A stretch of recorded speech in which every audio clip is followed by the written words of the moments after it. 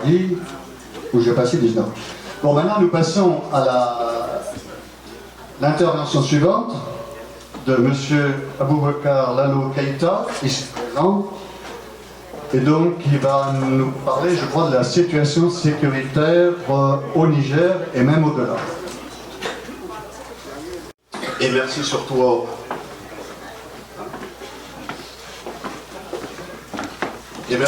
à Anan de me donner l'occasion de parler d'un problème justement qui touche le Niger, dans une région la plus extrême du Niger, c'est-à-dire le nord-est, le sud-est plutôt, la région de Difa. Lorsqu'on m'avait dit de venir donc faire une petite causette, hein, on n'appelle pas ça une conférence, sur la situation sécuritaire au Niger, et surtout parler de Boko Haram, je me suis dit finalement par où commencer, parce qu'il y a eu beaucoup de choses en 2 ans, au moment où il y a eu cette explosion de violence, justement dans cette région-là, la région de Difa, mais aussi les régions qui sont limitrophes, c'est-à-dire au Nigeria, au Cameroun, au Tchad. Je m'étais dit par où commencer, parce qu'il n'y a pas de commencement avec Boko Haram, même si c'est sûr il y a un commencement. Et donc vous voyez un peu le plan que je me propose un peu de suivre, donc durant le temps qui m'est imparti. Dans un premier temps, donc à l'origine de Boko Haram, aux origines, j'allais dire, de Boko Haram, l'escalade de la violence, et puis on essaiera de savoir qui ils sont, justement, donc ces partisans, ces fanatiques de Boko Haram, et quel est leur mode d'action, quel est leur mode opératoire, comment ils font, justement, et les sources de financement. Je pense que c'est très important de savoir pour un groupe terroriste où il soutire, justement, l'argent qui lui sert justement à payer donc ces différents équipements militaires. Et pour quel agenda territorial? Puisqu'il faut savoir que Boko Haram avait un agenda territorial, c'est-à-dire qu'il avait le projet d'avoir un État à lui, puisque on le sait bien, il voulait créer un califat donc dans le nord-est du Nigeria. Et puis nous réfléchirons ensemble pour savoir quelles sont les solutions de sortie de crise. Hein. Là, c'est avec nous tous. Moi, je n'ai pas la solution. Même si j'ai fait quelques articles justement qui sont parus dans les journaux nigériens sur Boko Haram, je n'ai pas la solution. Et je pense que personne ne l'a, cette solution-là. Il faut savoir qu'il y a Boko Haram, lorsqu'on a commencé à parler de Boko Haram, c'était en 2002, je reviendrai là-dessus. Il s'est créé, en fait, il y avait un terreau fertile donc de Boko Haram, puisque il faut savoir que c'est le nord du Nigeria où a commencé donc ses activités, et on le sait, entre la fin donc, du XVIIIe siècle et XIXe siècle, il y avait déjà un projet de djihad, il y avait déjà du djihad dans cette région-là. Et c'est ce qu'on avait appelé le califat de Sokoto, avec Ousmane Danfodio. C'était donc 18e, 19e siècle. Et là-dessus, il faut savoir que Boko Haram ne naît pas ex nihilo. C'est-à-dire qu'il y avait avant quelque chose. Et ce quelque chose-là, c'était ce califat-là qui avait existé, qui sert justement de réponse à toutes les actions donc, de Boko Haram. On le sait, Ousmane Danfodio, c'est un érudit. Il est né au Niger, ça beaucoup de personnes ne le savent pas. Il est né à Marata, c'est Galmi. Et à l'époque, c'était un soufi, hein, voilà, c'était un soufi, mais il prônait un islam qui est rigoriste, c'est-à-dire un islam ultra orthodoxe. Parce qu'à l'époque, il se disait surtout avec le chef.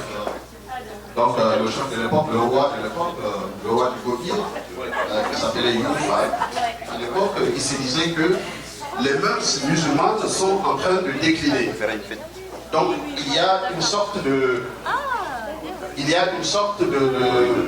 comment dire, la foi n'est plus là, la foi musulmane, elle est un peu en perte. puisque ce roi Youfa s'adonnait à beaucoup de choses qui ne sont pas recommandables en islam, bien sûr. Et c'est la raison pour laquelle, même s'il était avec ce roi-là, c'est la raison pour laquelle Ousmane Danfodio s'était dit moi je ne suis pas d'accord avec le système, le système de ce royaume Hausa, en fait du Gobir. Je ne suis pas d'accord parce que les mœurs musulmanes justement étaient en baisse. Et on le sait bien, Ousmane Danfodio a profité avec même certains Hausa pour essayer de faire la guerre à pratiquement toute la région, jusqu'au royaume du Yoruba qui est un peu plus au sud du Nigeria. Donc vous voyez un peu le royaume, le califat de Sokoto, c'est quand même une large région qui englobait même le Niger, une partie du Niger, beaucoup plus sur le Nigeria jusqu'à dans l'Adamawa, donc vous voyez la capitale qui est Yola. Donc à ce moment-là, ce califat-là s'est beaucoup étendu, même si en face, il avait le califat de Borno aussi qui était là. Le califat de Borno qui était très puissant, c'est le fameux royaume Kanem Borno, donc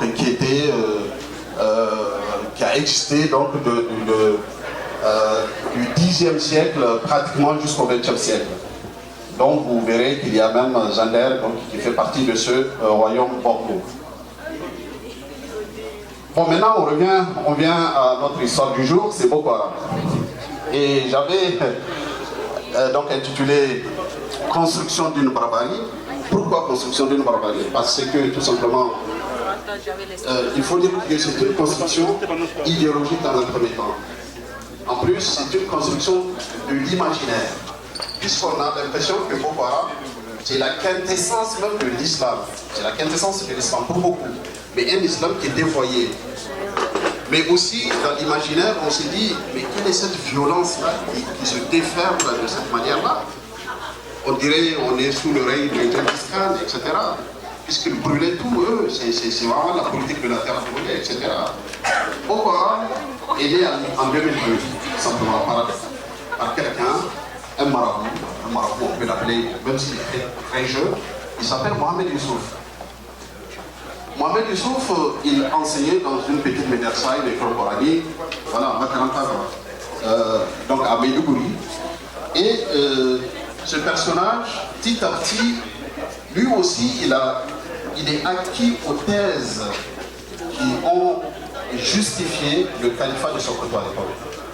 Parce qu'il se disait, mais au nom, on n'a plus de mœurs. L'islam, il est en faillite. Donc, il faut que je fasse quelque chose. Et ce Mohamed Youssouf, justement, va se lever, il va dire, bon voilà, donc je vais créer quelque chose de nouveau. Voilà, donc c'est une sorte de secte, un rassemblement comme ça. Et Mohamed Youssouf, ce n'était pas une personne qui était très violente. Donc il n'était pas animé par la violence. Mais il voulait reformer la société du nord du Nigeria, qui, il faut le dire, depuis les années 2000, vivent sous le régime de la charia. Mais il s'est dit que cette charia-là,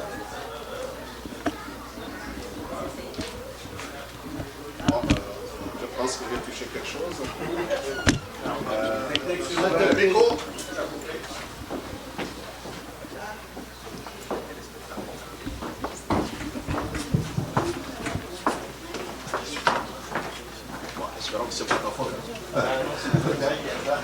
Bon voilà, donc je disais que ce nord du Nigeria était sous le régime de la charia. Et Mohamed Youssouf s'était dit il fallait des réformes justement dans la société nord-nigériane.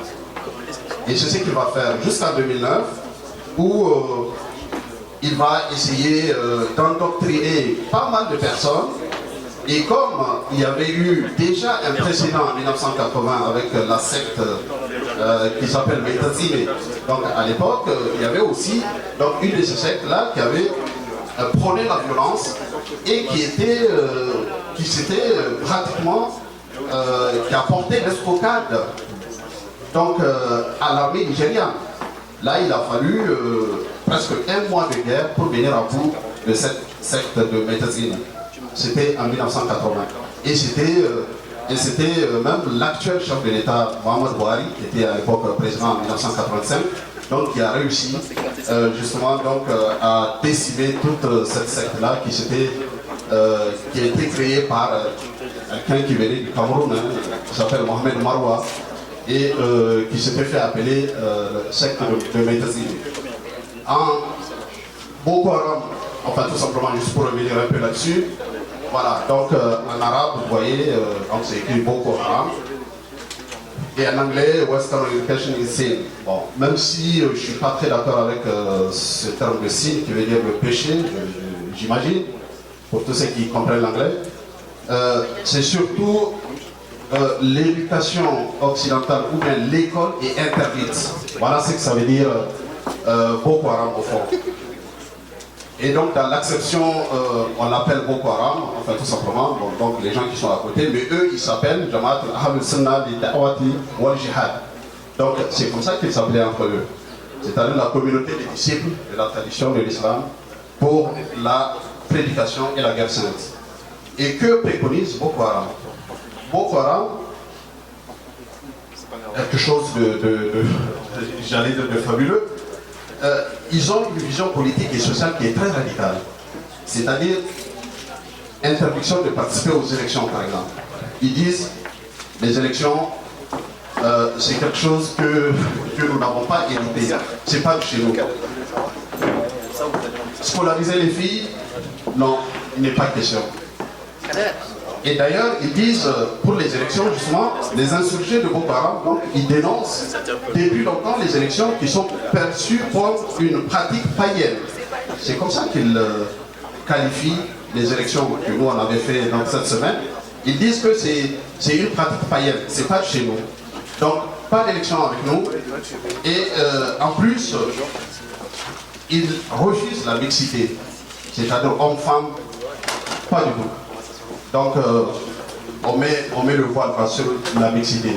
Boko Haram, si on peut le qualifier ainsi, c'est une secte qui est issue du salafisme.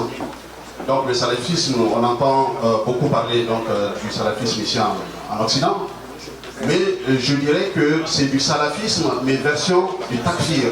Le takfir, c'est tout simplement, comme vous lisez, c'est une secte qui est issue du salafisme et qui a été réhabilitée dans les années 70, qui veut dire tout simplement excommunication. C'est-à-dire, eux, ils s'appellent Al-Takfir Al-Hijra. Al-Takfir Al-Hijra, c'est-à-dire l'excommunication et l'exil. C'est-à-dire tout musulman qui n'est pas d'accord avec nous, tout musulman qui n'a pas nos pratiques, est voué à être excommunié. Il n'est plus un bon musulman. Et il doit être tué, forcément. Voilà. Et leur objectif, on sait, le takfir, c'est de provoquer des guerres un peu partout dans le monde. Et c'est ce qu'ils sont en train de faire. C'est qu'on a appelé la guerre de civilisation. Et leur ambition, justement, c'est porter aussi la guerre en Europe pour essayer de justifier le califat. Et pour qu'ils aient beaucoup plus donc, de monde avec eux. En décembre 2009, c'est l'arrestation du fondateur de Boko Haram, donc Mohamed Youssouf, que vous voyez là. Il sera tué le même mois.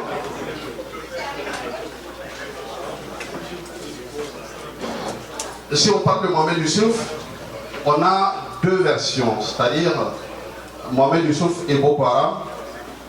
Et l'autre version, on a quelqu'un qui s'appelle, pour donner une anecdote justement, qui sont ces personnes-là. Un jour, il y a une histoire qui court.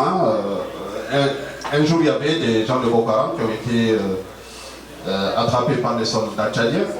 Et à un certain moment, le gars de Boko Haram demande aux soldats tchadiens, écoutez, est-ce que vous pouvez me tuer à midi pourquoi midi? On se demande bien. Ah, il dit, le gars de Boko Haram dit, ah non, c'est pour aller déjeuner avec le prophète. Voilà. Donc, je me suis tourné à midi. Nous empêchons à midi. Nous empêchons à rien. Donc, à midi, et le soldat tchadien, il dit quoi? Non, je vais te tuer à 14h, moi, ou à 15h. Et le gars de Boko Haram lui répond, mais pourquoi? Ben, c'est pour que tu fasses la vaisselle, hein, mon ami. Donc, vous voyez, ça sont souvent des histoires pour se dire, parce que bon, dans la région musulmane, c'est pas n'importe qui, justement, qui va aller aux côtés du prophète. Voilà, il faut avoir un certain bagage idéologique, justement, pour rencontrer même le prophète. C'est que notre ami n'a pas compris. Voilà, donc le mode opératoire, comment ils font, c'est si vous voulez, c'est une guerre, c'est ce qu'on appelle les guerres contre-insurrectionnelles. C'est les hit and run, comme on dit en anglais. Donc c'est des guérillas, en fait c'est des guérillas. Vous frappez, vous disparaissez. Vous frappez, vous disparaissez. Et comment ils font? Ils viennent en pleine nuit. Ils attaquent les villages, ils tuent tout le monde, et immédiatement sur leur moto, ils s'en vont. Ils s'en vont dans les montagnes qui sont à côté, les montagnes du Mandara, donc à côté de la frontière avec le Cameroun, par exemple. Ou bien dans la vallée du Lakta. Donc voilà, 2009, toutes les attaques qu'il y a eu. Aux invasions donc, des ennemis de culture. Aussi, il faut dire que la région de Difa, même en période donc, de récolte normale, cette région elle est déficitaire de 20%. Et ce qui amène donc l'État et ses partenaires à mettre en place donc, des actions de réponse, comme on dit, en fait, pour aider les populations à passer ce mauvais cap.